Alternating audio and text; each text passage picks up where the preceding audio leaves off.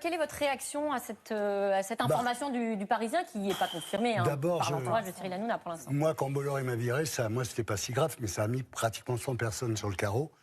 Donc là, on parle de 300 personnes. Enfin, Bolloré, ça ne le dérange pas, ça. Oh non, vous ne pouvez pas dire ça. Ah bon? Pourquoi? Vous êtes avocate de Bolloré, vous? Pas du tout, je ne l'ai jamais rencontré. Mais vous ne pouvez pas dire Bolloré, ça ne le dérange pas. Bah, moi, il a viré 100 personnes quand il m'a viré. Ça ne l'a pas dérangé. Là, c'est par 3, quoi. Ça fait 300. Après, je ne connais pas votre situation, mais vous dites souvent qu'il n'existe plus de stars. Cyril Hanouna est une star. Oui, c'est une star, mais dangereuse. Vous voyez ce que je veux dire? Non, je ne suis pas d'accord. C'est la seule personne, une des seules personnes du PAF qui donne la parole à tout le monde. Arrêtez vos conneries. Si vous voulez, mais c'est pas des conneries, c'est la réalité. Donner une émission politique à Cyril Hanouna, c'est comme donner une mitrailleuse à un gosse de 12 ans. Non, parce que vous dites ça... Parce qu'il dit n'importe quoi. Non, il a aucune je ne peux culture. pas vous laisser dire ça. Vous lui dites Munich, il pense que c'est la capitale de la Bavière. Vous n'avez pas le monopole de la culture et vous semblez mépriser les 2 millions de téléspectateurs qui regardent ça. Oui, je les méprise, absolument. Non mais attendez, vous ne pouvez pas mépriser 2 millions de personnes qui regardent cette émission. Je peux mépriser 5 millions. Et je trouve que ça traduit... Vous avez une formidable carrière et ça traduit une forme d'aigreur parce que vous en voulez à Cyril Hanouna.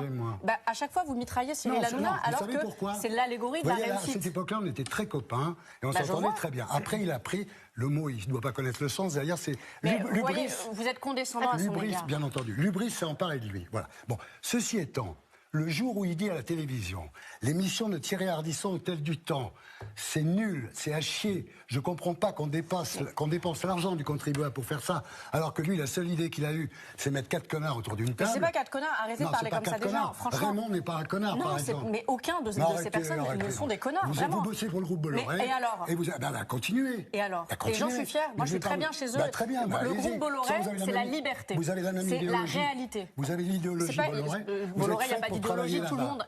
Le groupe Bolloré avec tout le monde. C'est le groupe de la liberté et du réel. Non, c'est la chaîne de l'extrême droite. Mais pas du tout, monsieur. C'est vous qui racontez n'importe quoi. Vous êtes tellement aigri d'avoir été viré que vous dites n'importe quoi. Je m'en fous d'avoir été viré. Ah non, vous en parlez tout le temps. Allez, on va pas vous mettre d'accord. On va pas vous mettre d'accord. En tout cas, l'entourage, je crois, de Cyril Hanouna, pour l'instant, n'a pas confirmé l'arrêt de cette émission. Il n'y aura pas de proportionnalité, parce qu'Israël, pour qu'il y ait de la proportionnalité, elle ne va pas tuer les femmes palestiniennes. Ils ne vont pas massacrer les enfants. Pour être proportionnel, ils ne vont pas les découper en morceaux. Ils ne vont pas les brûler, parce qu'Israël est un État moral. Je dis, en Israël, ils n'ont plus le choix, mais ils le feront toujours moralement. Nous avons retrouvé cette vidéo postée le 27 juillet. On y voit des soldats israéliens placer des explosifs sur les installations hydrauliques.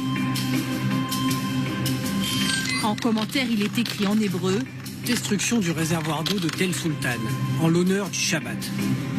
Sur une seconde vidéo, le site explose. Nous sommes remontés jusqu'au profil de celui qui a filmé et posté ces images. Sur plusieurs photos qu'il publie, il est en uniforme avec des collègues. Comme le montre cet insigne, c'est bien un soldat israélien de la 401e brigade du corps blindé. Son régiment était déployé à Rafah à ce moment-là. Selon les autorités israéliennes, c'est le commandant de la brigade qui a donné cet ordre sans accord préalable de ses supérieurs. Une enquête a été ouverte.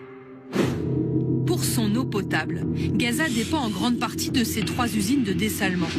Aujourd'hui, seule celle du sud fonctionne, très partiellement, faute d'électricité.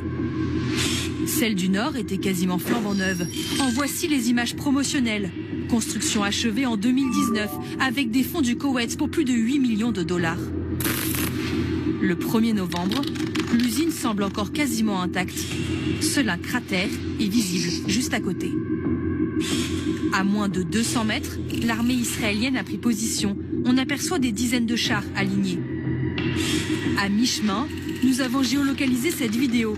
Elle a été publiée le 7 novembre par le Hamas. Et prouve que les combats ont été âpres dans la zone. 14 jours plus tard, les puits qui récupéraient l'eau de mer sont complètement détruits.